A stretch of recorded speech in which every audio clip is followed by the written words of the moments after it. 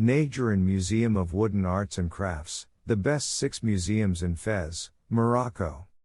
If you find yourself enthralled by the woodwork at Berber, take a wander to the other side of the Medina to discover the Nejjarine Museum of Wooden Arts and Crafts. Located on Nejjarine Square, known for its ornately decorated public fountain, the building that houses the museum was once an 18th century fundak or caravanserai, a place for merchants to rest, stable their camels, and store their goods after their arduous journey across the Sahara. Now the building has been painstakingly restored, and the rooms that once housed the caravaners and their wares act as a wonderfully authentic backdrop for examples of traditional woodwork from across Morocco.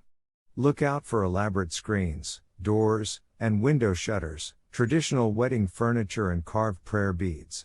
Some are rendered in the Berber style, while others are distinctly Andalusian. The museum also has a rooftop café with exceptional Medina views, and is open daily from 10 a.m. to 5 p.m.